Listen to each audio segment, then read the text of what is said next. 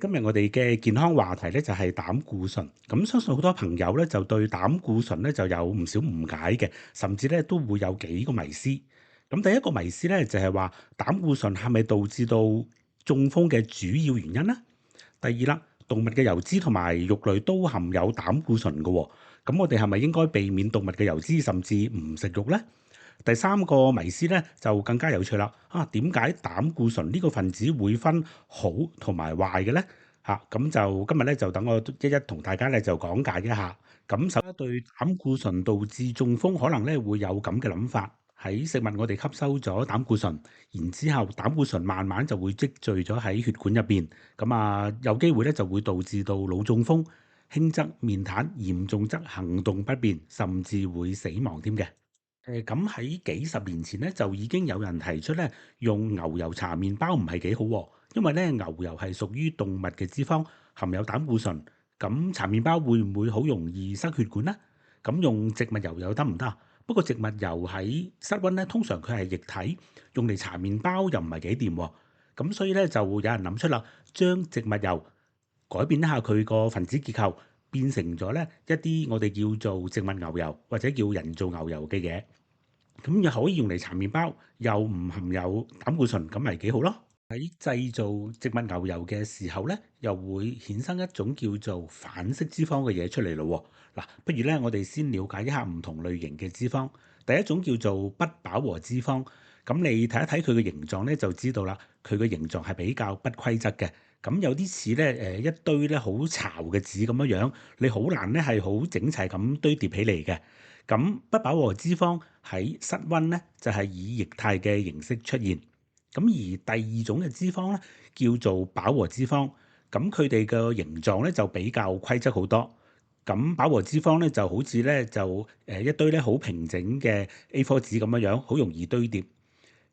第三咧就係反式脂肪，佢哋都係啦，形狀係比較規則一啲嘅。咁所以咧，飽和脂肪同反式脂肪咧喺室溫狀態都係固體嚟嘅。咁我哋又了解一下膽固醇咯。原來70%至80%嘅膽固醇咧係由肝臟產生嘅，只有20%嘅膽固醇咧喺食物嗰度攝取。咁另外咯，如果我哋吸收過多嘅飽和脂肪同埋反式脂肪咧，就會令到俗稱壞膽固醇係上升，好膽固醇下降，造成咧血管閉塞，增加咧患上中風嘅風險。咁食蔬果有冇幫助啊？有嘅。因為佢哋有水溶性纖維，可以結合膽固醇，幫助咧排出體外。咁關於第二個迷思，我哋應唔應該避免進食動物嘅油脂同埋肉類呢？咁其實頭先大家都知道啦，肝臟係合成咗大概70%至80%嘅膽固醇。咁兼且膽固醇呢一個分子咧，其實喺我哋嘅身體上邊咧都有唔同嘅功能嘅喎。譬如啦，我哋嘅細胞膜係必須要有膽固醇啦，有啲嘅荷爾蒙本身就係膽固醇嚟嘅。咁所以咧就唔使話見到肉類咧，我哋就驚咗佢，怕膽固醇超標。因為咧肉類其實咧本身有好多蛋白質，亦都有唔少嘅礦物質啊，同埋維他命咁樣樣。反而我哋最驚嘅咧，最擔心嘅就係呢一啲啦，含有一啲起酥油或者係植物牛油嘅食物。咁即係邊一啲啊？係啦，譬如餅乾啊，一啲烘焙嘅食物啊，以至係雪糕。因為咧佢哋咧含有反式脂肪嘅比例咧就會比較多一啲。咁最後一個迷思咧，就係點解膽固醇會分好同埋壞嘅咧？嗱，大家喺畫面上咧就睇到有4行字，咦？啲中文英文都好長嘅喎，係嘛？睇到都唔係幾開胃，係嘛？咁嗱，我哋留意翻啦，幫我記住一樣嘢先，就係第二、第三同埋第四行，大家係咪都見到 lipoprotein 脂蛋白？淨係第一行冇嘅。好嗱，咁我哋淨係記住呢樣嘢先，脂蛋白。好，咁我就會解釋翻俾大家聽。我哋血液入邊膽固醇嘅水平其實係點樣調控嘅咧？嗱，大家睇睇呢幅圖咧就會比較清楚啦。嗱，雖然呢幅圖比較複雜，但係咧最重要大家睇翻 C 位中間位嗰度嗰個器官，冇錯啦。原來就係我哋嘅肝臟咧，就負責調控我哋血液入邊嘅膽固醇水平。咁我哋先集中睇翻圖嘅左邊咯。當我哋喺食物嗰度咧就吸收咗膽固醇之後，一部分咧就會被脂肪細胞或者肌肉細胞用咗啦，即係消耗咗啦。咁另外一部分咧就會運送到去肝臟嘅。嗱，大家可能心水清都會諗到啦，膽固醇應該係屬於脂溶性嘅物質嚟噶嘛，冇可能溶到喺微血管入邊嘅血液嗰度嘅喎嚇。咁所以咧，其實膽固醇咧就要通過小腸入邊嘅乳微管咧，先至可以運送嘅。咁至於水溶性嘅物質能夠溶到喺血嗰啲咧，譬如葡萄糖嗰啲咧，就會經過微血管。好，跟住我哋集中睇一睇圖嘅右手邊咯喎。肝臟咧亦都會釋放出 HDL 嘅我哋俗稱好膽固醇嘅嘢啦咁 HDL high density lipoprotein 咁究竟有咩嘅功能嘅咧？嗱，我哋可以將 HDL 咧就當係一架空車咁樣，佢係專門咧喺血液入邊運送膽固醇嘅。嗱，等於我哋譬如朝頭早搭巴士咁樣啦排晒隊嘅。如果突然間見到巴士公司派咗幾架空車嚟載我哋返工返學嘅，哇！咁我哋一定好開心啦，即係代表咧我哋唔使等好耐，已經可以上到車咯。最後肝臟仲有另一個功能喎，佢係會主動釋放出 VLDL（Very Low Density Lipoprotein），即係咧我哋所講嘅壞膽固醇超低密度脂蛋白。咁呢樣嘢有咩作用咧？我哋可以又咁樣睇啦佢係一架車嚟嘅，不過咧已經載滿咗三酸甘油脂同埋膽固醇個目的地咧就係其他嘅細胞。嗱，當落咗貨之後，咁呢一個 VLDL 咧就會變咗做 LDL 低密度脂蛋白。不過啦，有啲人可能因為遺傳嘅問題，又或者超級大飲大食，令到肝臟咧唔正常咁釋放出過多嘅 VLDL，又或者啦嗰個 LDL 回收出現咗問題，咁引致到最尾血液入邊嘅膽固醇係過高。講咗咁多，我哋作一個小總結先。第一，食物入邊嘅膽固醇以乳微微粒嘅方式經過乳微管進入肝臟。第二，肝臟咧亦都會將血液入邊嘅膽固醇咧係回收嘅，不過咧佢就要好似派架車出去咁啦。咁呢個就係 HDL 脂蛋白咁因此啦，血液入邊嘅膽固醇咪會降低咗咯。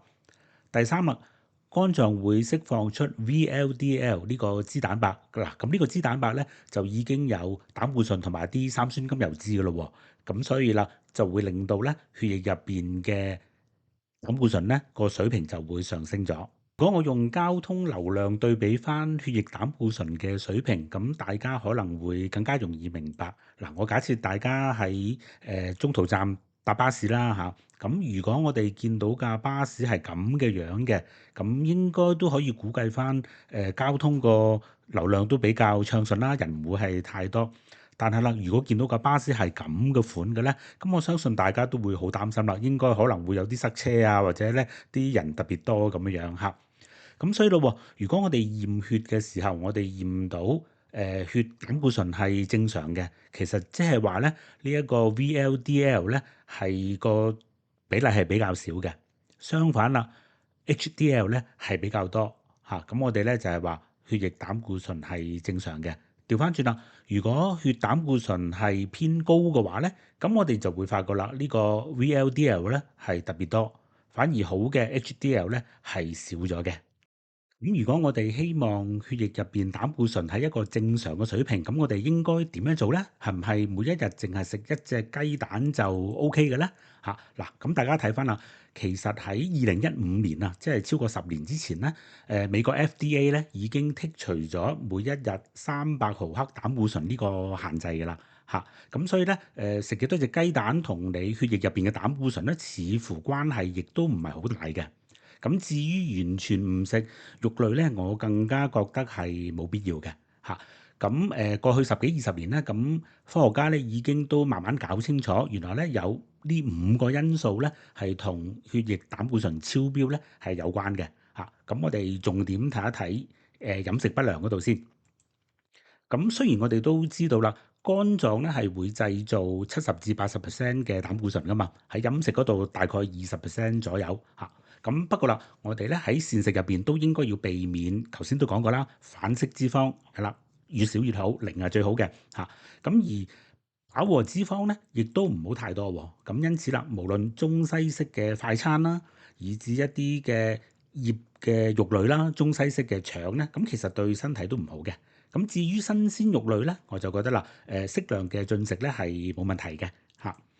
咁而城市人咧好多時都係啦，蔬果咧係不足嘅嚇。咁蔬果因為有水溶性嘅纖維，可以咧溶解咗膽固醇，並且幫我哋排走嚇。咁所以咧食多啲蔬果、生菜呢一啲咧，咁都係好嘅嚇。咁至於帶氧運動同埋合適嘅體重，咁我相信大家都知道呢一個係重要嘅嚇。咁最後一樣咧就係啦，叫做代謝綜合症嘅喎嚇。咁呢一個症狀咧，咁我諗大家都知道啦。通常咧係一啲年紀比較老啲嗰啲人咧，就會發生比較多嘅高血壓啊、高血脂啊、等等呢一啲啦嚇。